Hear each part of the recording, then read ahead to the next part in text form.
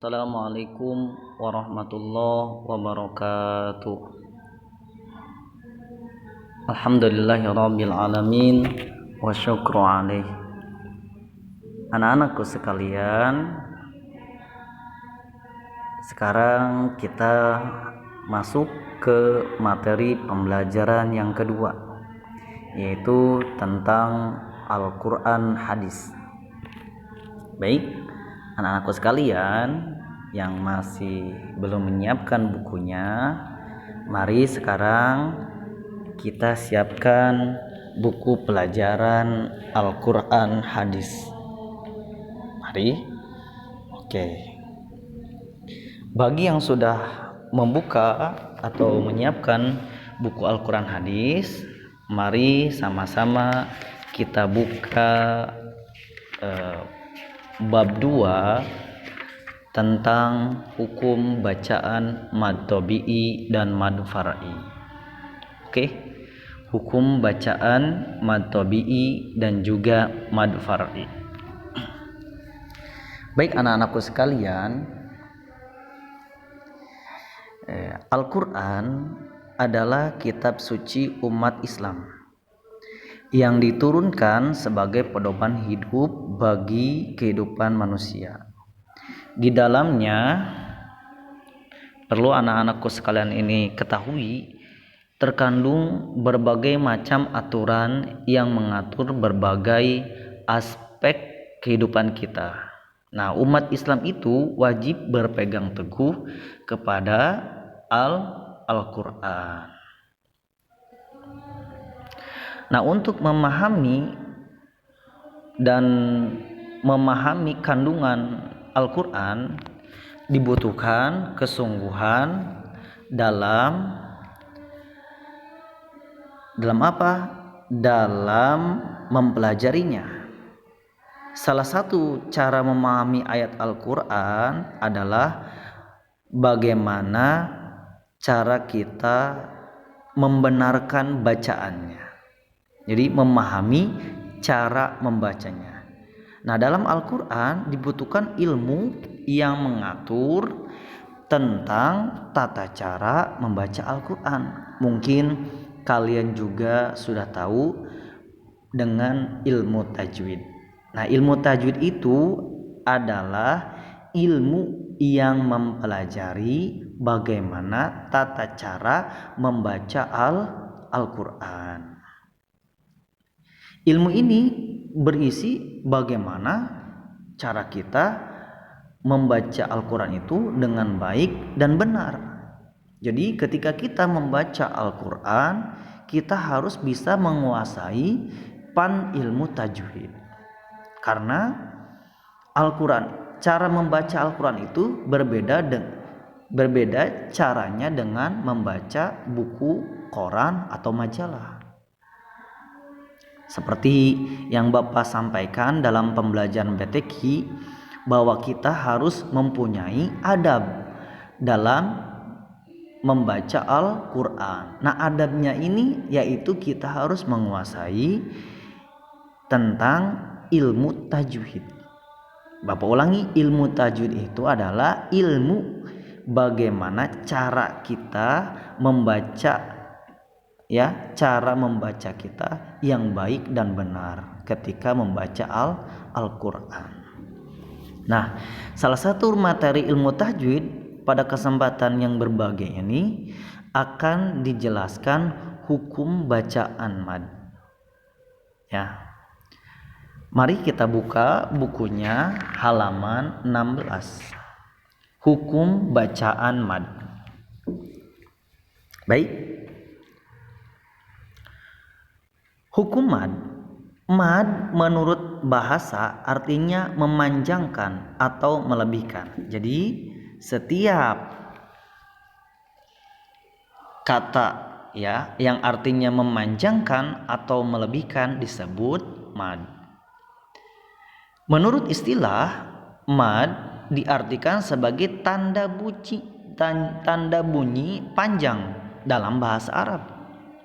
Jadi mad itu tanda bunyi panjang dalam bahasa Arab. Dari segi istilah ulama tajwid dan juga ahli bacaan, mad itu bermakna memanjangkan suara dengan lanjutan menurut kedudukan salah satu dari huruf mad. Ingat. Jadi mad itu bermakna memanjangkan suara dengan lanjutan menurut kedudukan salah satu dari huruf mad. Secara garis besar, mad itu dibagi menjadi dua. Secara garis besar, satu mad tabi'i, yang kedua mad far'i. Nah, kita akan bahas nih bacaan mad tabi'i dan juga mad far'i. Kalau kemarin pernah Bapak sampaikan di pertemuan KB kelompok belajar yang pernah kita laksanakan di sekolah, kita telah membahas mad tabi'i secara gamblang. Tapi melalui pelajaran daring ini tidak salahnya kita ulangi lagi. Jadi mad tabi'i adalah mad asli. Jadi mad tabi'i itu juga disebut juga dengan mad asli, mad yang asli. Ya, menurut mad tabi'i. Jadi menurut mad tabi'i itu menurut bahasa mad yang asli. Sedangkan menurut istilah adalah keadaan huruf mad sebagaimana mestinya. Artinya apa? Jadi bacaan mad ini tidak melebihi panjang semula, yaitu satu alif atau dua harokat. Huruf mad tabi'i ada tiga. Satu alif, dua wawu, dan yang ketiga ya. Ini huruf mad tabi'i, alif, wawu, dan ya. Cara membedakannya dikatakan mad asli atau mad tabi'i itu jika satu alif bertemu atau huruf alif mati sebelumnya berharokat fathah. Kamu lihat contoh, misalkan alif mati bertemu dengan huruf fathah seperti koma. Nah, koma ini ko-nya itu dihukumi mad tabi'i atau mad asli. Yang kedua, ana, nih koma, ana, sama juga mad asli. Yang kedua, huruf mad asli itu ya. Dikatakan huruf mad asli jika ya itu ianya huruf mati dan sebelumnya berharokat kasroh. Sebelumnya, kalau dari sini kan koma, ko-nya berharokat patah, terus ada alif mati, jadi mad asli. Yang kedua ada huruf ya, masalah. Aduh. Baik.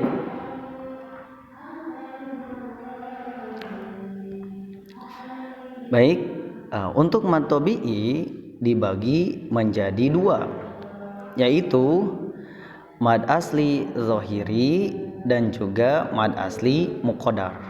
Sudah Bapak sampaikan ya bagaimana ciri dari mad asli zahiri dan mad asli muqaddar. Baik, untuk sekarang yang kedua yaitu kita akan belajar tentang hukum yang kedua. Tadi kan mad itu dibagi dua. Yang pertama mad tabi'i atau mad asli, yang keduanya mad far'i. Mad far'i merupakan cabang dari mad asli atau mad tabi'i. Mad far'i itu adalah mad yang bacaannya melebihi dari mad asli, lebih dari satu alif atau dua harokat. Karena apa? Dikarenakan di depan huruf mad itu terdapat huruf hamzah atau sukun. Mad far'i ini dibagi menjadi 13 macam. Ada mad wajib mutasil, mad zaid munfasil, mad arili sukun, mad badal, mad iwad, mad lazim musaqqal kilmi, mad lazim mukhaffaf kilmi, mad lazim musaqqal harfi, mad lazim mukhafaf harfi, mad lin, mad silah, mad farqi, mad tamkin. Mungkin di sebagian kelas kamu ketika waktu kelas 4 sama kelas 5 sudah belajar macam-macam mad fari ini. Nah, untuk di kelas 6 ini kamu akan belajar tentang mad wajib mutasil dan mad wajib mad zaid munfasil. Yang pertama mad wajib mutasil. Ya. Mad menurut bahasa artinya memanjangkan, sedangkan wajib artinya harus. Mutasil itu bersambung. Jadi mad wajib mutasil adalah mad yang wajib dibaca apabila ada huruf alif, ya atau waw bertemu dengan hamzah dalam satu kalimat. Jadi mad wajib mutasil itu mad yang wajib dibaca panjang apabila huruf mad mati bertemu dengan hamzah dalam satu kalimat. Silakan bacaannya. Definisi dari mad wajib mutasilnya ada di halaman 18 untuk dibaca kembali. Kalau perlu digaris bawahi. Jadi ingat ya, mad wajib mutasil itu apabila ada huruf mad bertemu dengan huruf hamzah dalam satu kalimat. Bacaannya mad wajib mutasil itu 2,5 alif atau 5 harokat. Bacaannya. Contoh-contohnya kamu bisa lihat. Nih, liatin. Ada huruf mad bertemu dengan hamzah dalam satu kalimat. Seperti contohnya as-sama'u. Nih. Ada huruf mad tabi'i. Nih. Huruf alif mati, sebelumnya fathah, tapi dia bertemu dengan huruf hamzah dalam satu kalimat, maka hukumnya yaitu mad wajib mutasil. Jadi cara membacanya, panjang bacaannya 2 sampai 2,5 alif, 4 harokat sampai 5 harokat. Oke, contoh-contohnya bisa kamu lihat di halaman 19 di buku kalian. Minan nisai bariun aba'ana idza jaa. Ada ya? Ada tuh. Yang kedua, mad zaid munfasil. Mad zaid munfasil. Mad menurut bahasa artinya memanjangkan. Zaid itu boleh, sedangkan munfasil itu terpisah. Artinya apa? Mad zaid munfasil itu apabila ada huruf mad bertemu dengan hamzah dalam 2 kalimat. Bedanya nih, bedanya mad wajib mutasil dengan mad zaid munfasil. Kalau mad wajib mutasil dalam satu kalimat, sedangkan mad zaid munfasil dalam 2 kalimat. Jadi hamzahnya bertemu dengan hamzahnya dalam 2 kalimat, tidak dalam satu kalimat. Jadi mad zaid munfasil ini tidak wajib dibaca panjang seperti mad wajib mutasil. Nih, ada beberapa pendapat cara membacanya. Cara membaca mad zaid munfasil. Menurut Imam Nawawi dan Imam Hamzah, cara membacanya sepanjang 3 alif atau 6 harokat. Berarti sama seperti mad wajib mutasil. Menurut Imam Asim, cara membacanya yaitu 5 harokat. Sedangkan menurut Imam Ibnu Amir itu 2 alif atau 4 harokat.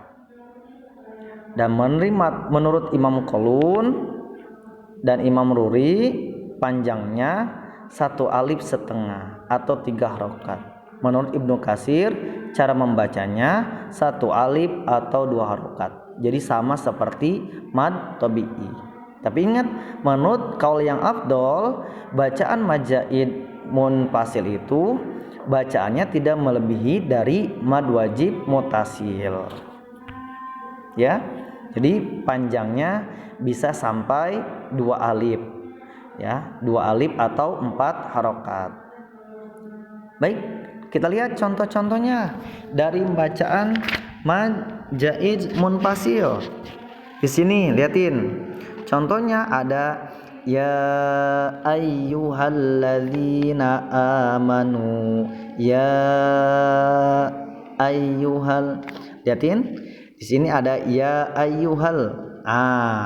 Ya ayyuhal ini hukum bacaannya mad jaiz munfasil. Ya, karena ada huruf mad bertemu dengan hamzah dalam 2 kalimat. Ya, atau yahdi ilaihi tuh. Wala ana abidum ma abattum tuh. Wa ma ana. Contoh-contohnya. Kamu bisa lihat contoh-contohnya. Jadi nanti kalau kamu menemukan bacaan dalam Al-Qur'an ada bacaan seperti ini, maka hukumnya yaitu mad jaiz munfasil. Oke? Nah, anakku sekalian, gitu. Oke. Nah, silahkan kalian garis bawahi mana bagian yang terpenting untuk bisa membaca dan menghafal serta bisa memahami dari hukum bacaan majaid munfasil dan mad wajib muttasil ini. Oke, anak-anakku sekalian. Nah, untuk pelajaran Al-Qur'an hadis ini, nah, bab 1 dan bab 2 itu nanti ada dalam penilaian PTS. Jadi kamu nanti baca-baca untuk bab 1 dan bab 2 pada penilaian PTS, buat penilaian PTS nanti. Silahkan ya. Untuk pelajaran Al-Quran hadis Bapak cukupkan sampai di sini. Nanti kita bisa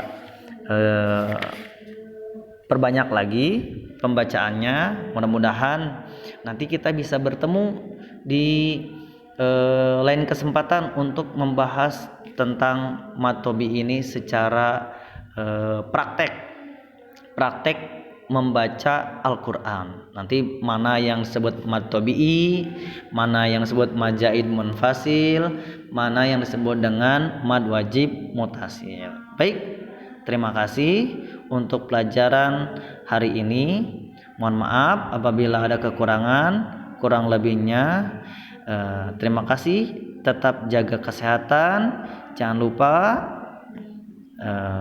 untuk terus menjaga terus kesehatan, makan makanan yang bergizi, jangan lupa juga tetap berolahraga supaya